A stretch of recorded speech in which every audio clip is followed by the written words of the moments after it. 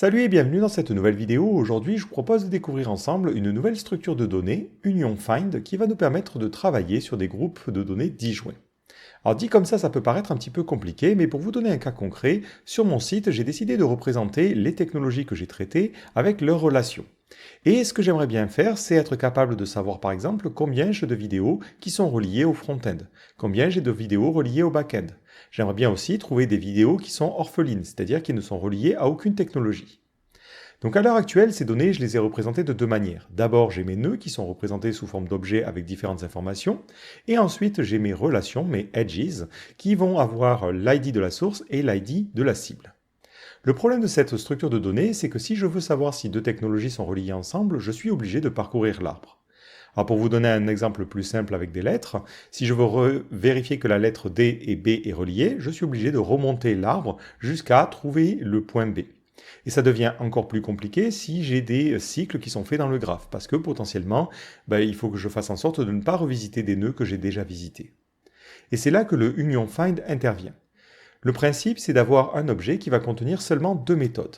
Find, qui va permettre de savoir à quel groupe appartient un nœud, et Union, qui va permettre de faire la liaison entre deux nœuds. Avec ces méthodes-là, on peut facilement savoir si deux nœuds sont connectés. Pour savoir si deux nœuds sont connectés, on va utiliser la méthode find sur le premier et find sur le second, et si les deux nœuds appartiennent au même groupe, ça veut dire qu'ils sont reliés. De la même manière, on pourra utiliser des techniques spéciales pour connaître le nombre d'éléments qu'il y a dans un groupe particulier.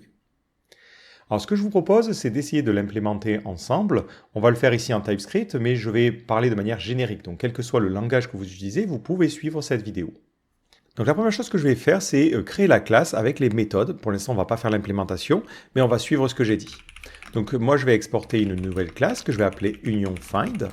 Donc c'est une classe qui aura deux méthodes. Une première méthode find qui prendrait en paramètre un ID, qui serait l'ID du nœud que je souhaite récupérer, et ça nous donnerait dans quel groupe il appartient. Ensuite, comme je l'ai dit, on va avoir une méthode union qui va permettre de faire la fusion entre deux nœuds. Donc on lui donnera l'ID du premier nœud et l'ID du second nœud. Et automatiquement, ça nous renverra un booléen pour nous dire si oui ou non ça a pu faire la fusion. On verra pourquoi ça peut être intéressant de renvoyer un booléen à ce niveau-là. Maintenant, pour parler un petit peu plus de l'implémentation, lorsque je fais un find, il va me falloir trouver rapidement à quel groupe appartient un élément. Donc ce que je vais faire, c'est que je vais créer une propriété qui me permettra de connaître les parents des éléments, ou les groupes auxquels ils appartiennent. Donc pour cela, on va créer un dictionnaire ou un tableau associatif de type clé-valeur. Alors ça dépend, ça a des noms différents suivant les langages.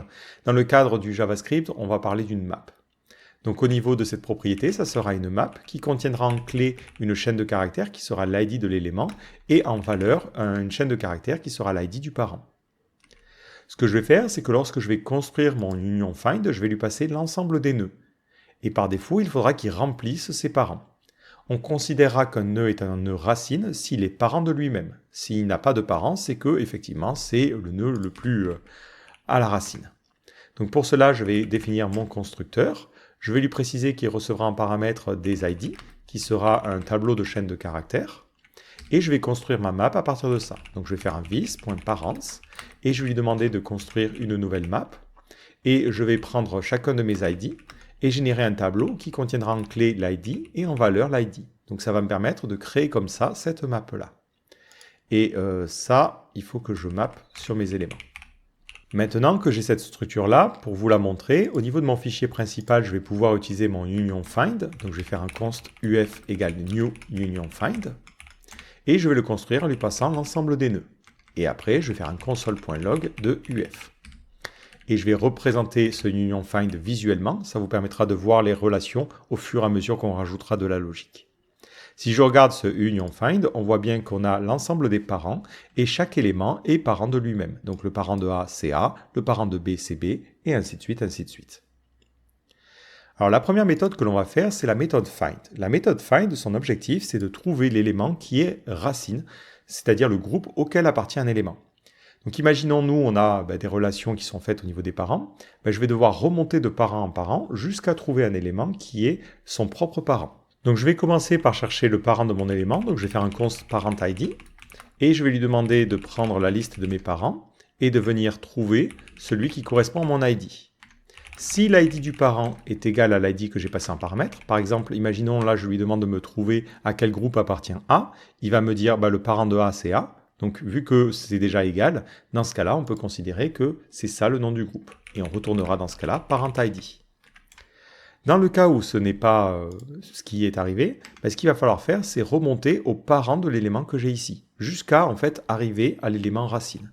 Donc je peux utiliser pour cela la récursivité en lui disant, dans ce cas-là, il faut que tu me trouves le parent ou le groupe auquel appartient le parent ID. Alors ici, Eral, ça c'est lié au TypeScript parce que il ne comprend pas que moi j'ai déjà rempli les parents et c'est pas possible que le parent ID n'existe pas. Mais dans tous les cas, si jamais ça venait à ne pas arriver, je pourrais lui dire, si on n'a pas de parent ID, je vais renvoyer une erreur en lui disant impossible de trouver l'ID correspondant. Donc ici, ça serait ça. Alors faisons un petit test de suite, même si ça n'a pas vraiment d'intérêt à l'heure actuelle. Si je fais un console log et que je lui demande de me regarder, est-ce que tu peux me trouver le parent de A, à quel groupe appartient A, il va bien me donner A. OK. Maintenant, on arrive à la seconde étape, le union.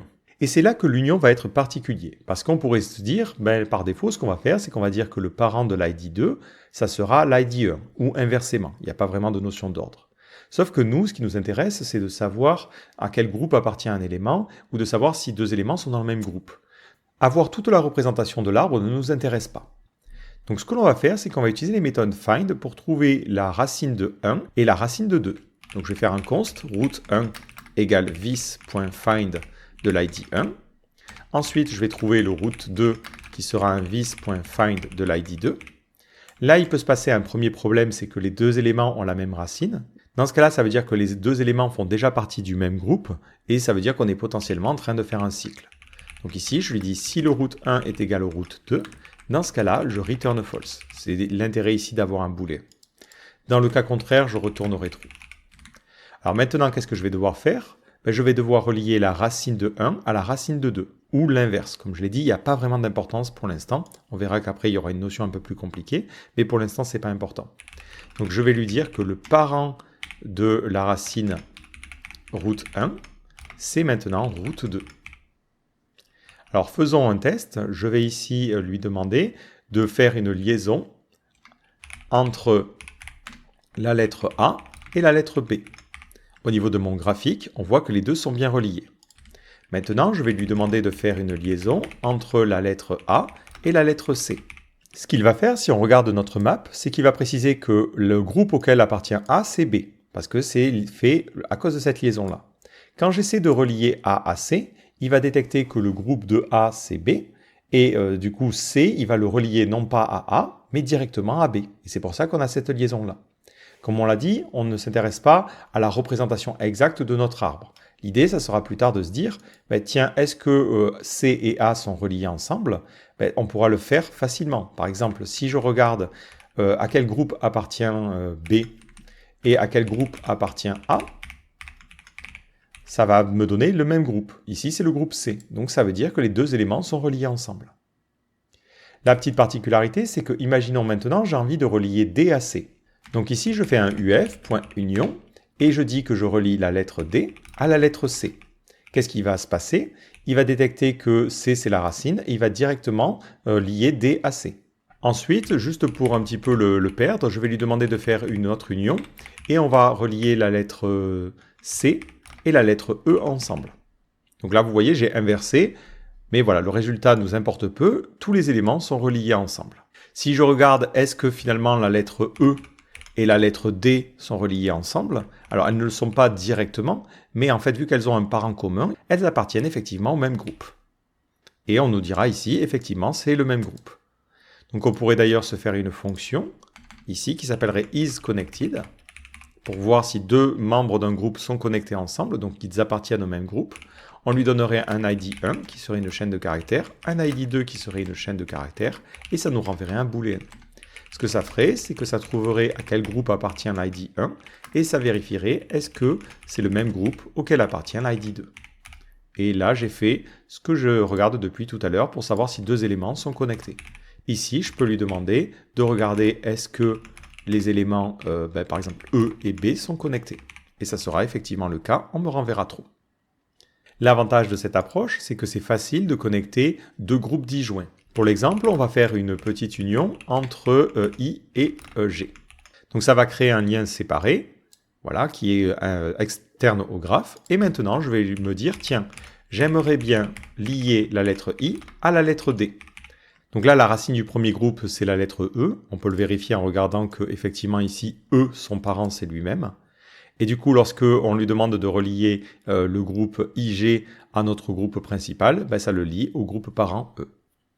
Donc voilà un petit peu pour le principe général. Mais en soi, c'est pas forcément encore optimal comme structure de données. Parce que si par exemple j'ai besoin de connaître à quel groupe appartient A, ben, je suis obligé de remonter jusqu'à l'élément racine. Donc là j'ai un arbre assez petit, mais vous pouvez imaginer sur un arbre plus complexe, ça veut dire faire le find de manière récursive. Donc pour optimiser cela, on va pouvoir faire de la compression de chemin. En effet, dans la méthode find, lorsque je lui demande par exemple de me trouver à quel groupe appartient A, il va remonter jusqu'au parent et bien me trouver E. Mais ce que l'on peut faire, c'est lui dire, ben, vu que tu as trouvé E, ça ne sert à rien de garder comme parent B, autant que le parent soit directement la racine de notre groupe. Donc à ce niveau-là, on va sauvegarder ça dans une variable, on va l'appeler rootID, et tout de suite, on va venir changer le parent de l'élément en cours, en faisant un vis.parents.set, on lui donne l'ID, et on lui dira que ça sera maintenant cette nouvelle racine. Et à la fin, on retourne toujours notre rootID. En faisant cela, on va compresser les chemins. Si on regarde notre arbre, si par exemple je lui demande à ce niveau-là de me trouver à quel élément appartient la lettre A, en même temps qu'il résoudra cette information-là, il va compresser le chemin, et ici il va directement relier A à AE. Ce qui fait que la prochaine fois que j'ai besoin de connaître le groupe auquel appartient A, ça va directement me donner E.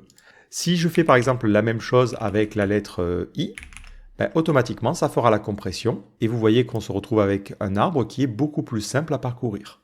Donc c'est à ça que sert la compression de chemin. La seconde optimisation que l'on peut faire, c'est le groupement par taille. Alors ça c'est un cas un peu plus particulier, mais si on reprend notre schéma, imaginons qu'on a ces deux groupes distincts. Et on a un groupe dont la racine est A et un groupe dont la racine est K. Quand je vais faire la liaison, il va falloir que je choisisse qui est la nouvelle racine. Est-ce que ça va être K ou est-ce que ça va être A? Si je choisis que la nouvelle racine c'est K, ça va mettre tous les éléments de A, donc ici I, G, E, B, à une distance de 2 par rapport à la racine. Ce qui fait que on devra faire la compression plus de fois et potentiellement ça veut dire que plus de fois on aura besoin de parcourir plus d'éléments. Si en revanche on fait l'inverse, on détermine que c'est A la nouvelle racine, parce que c'est l'arbre qui a le plus d'éléments, on voit que ça nous permet d'avoir moins d'éléments éloignés. Les seuls éléments éloignés qui restent, ça sera F et J. Donc là, il y a différentes approches pour optimiser cela, mais une approche qui est assez simple, c'est de connaître la taille des nœuds. Et lorsque l'on fait une fusion, on prendra toujours le groupe qui a la plus grande taille comme nouvelle racine.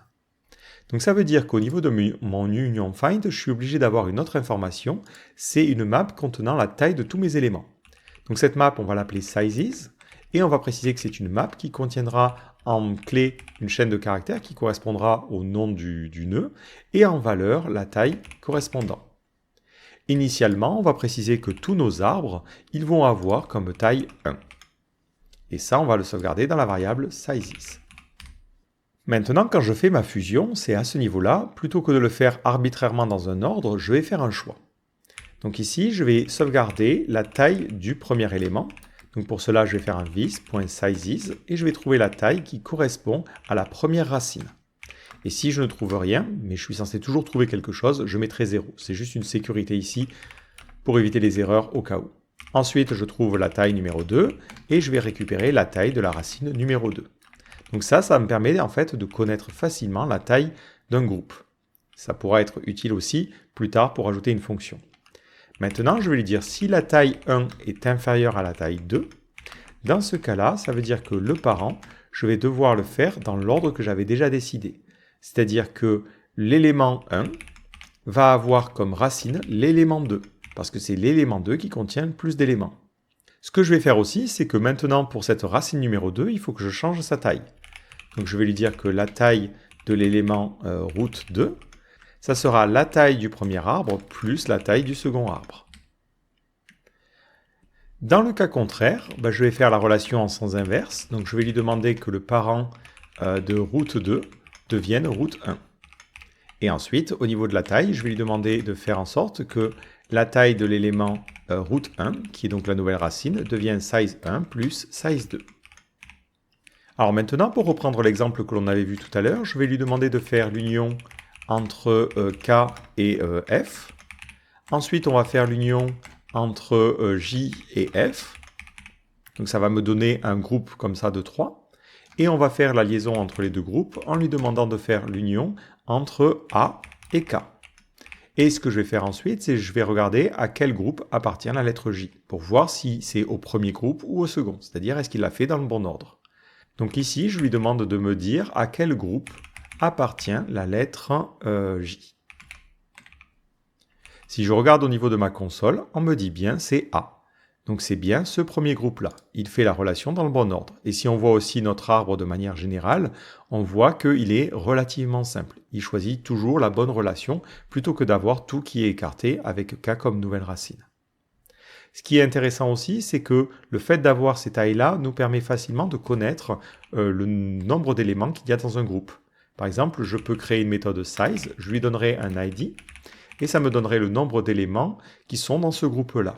Donc pour cela, je retournerai un vis, sizes, et je trouverai la taille qui correspond à la racine de ce groupe-là. Et j'aurai toujours le système de compression. Si là, je lui demande la taille, par exemple, de la lettre J, on va me dire le groupe J va contenir 10 éléments. Donc effectivement, si on fait le compte, là j'en ai 3, là j'en ai 3, là j'en ai 3, et il y en a un en plus, donc ça fait 10. Si je lui demande est-ce que tu peux me donner le nombre d'éléments pour la lettre H, ça va me donner un élément et ça me permet aussi de savoir que cet élément est un orphelin. Donc avec cette approche-là, je peux facilement connaître la taille des différents groupes qui composent mon système et je peux aussi savoir quel est le groupe le plus grand, quel est le groupe le plus petit. Je peux aussi, lorsque je fais des liaisons, savoir si ça va créer des cycles, c'est-à-dire savoir s'il y a deux éléments qui sont reliés ensemble et c'est très pratique. Alors là, c'est un exemple avec des lettres, mais imaginons-nous qu'on essaie de l'appliquer justement à notre graphe. Donc là, j'ai les données de mon graphe originel, donc c'est ce que je vous avais montré au début de la vidéo, et on va utiliser le union find pour ça. Alors ce que je vais faire, c'est que je vais commenter tout ce que l'on a fait jusqu'à maintenant, et on va créer un nouveau union find. Donc je vais faire un const uf égale new union find. Dans mon cas, les données, j'ai tout un ensemble de nœuds. Donc les nœuds, c'est des objets un peu complexes, donc moi ce qui m'intéresse, ça va être que les ID. Donc ici, je vais les mapper et lui dire pour chaque nœud, je ne suis intéressé que par l'ID. Ok, ensuite, je vais parcourir les edges. Donc les edges, c'est ce que l'on avait dans notre graphe, c'est la relation entre un élément et une cible. On a une source et une target. Donc ici, je vais lui dire, pour chaque edge dans mon data.edges, j'ai envie que tu prennes notre union find et que tu fasses une union entre la source, donc ça c'est juste un ID, et la cible. Maintenant, imaginons que j'ai envie de savoir combien j'ai d'éléments dans le backend. Donc je vais prendre mon graphe et je vais chercher par exemple backend. Donc ça me donne cet ID-là. Donc si je veux savoir combien j'ai d'éléments dedans, il me suffit de faire un console.log uf.size et je lui demande la taille de cet élément-là. Et ça me donne 27 éléments. Ça veut dire que j'ai 27 nœuds qui sont reliés à ça. Si je vous représente ça visuellement, on va ici faire un data.node. Ça me permettra d'envoyer tous les nœuds. Et ça me crée cette relation-là.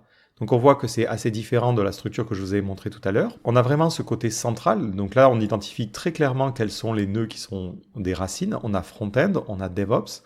On a ce nœud-là auquel je n'ai pas donné de nom. Et un de ces trois nœuds-là qui est la racine de ce morceau-là. L'avantage, c'est que si je veux savoir si par exemple MySQL et WordPress sont reliés ensemble, c'est facile à faire parce que les nœuds ne sont pas dans un arbre qui est explosé et avec le union find, on peut le faire.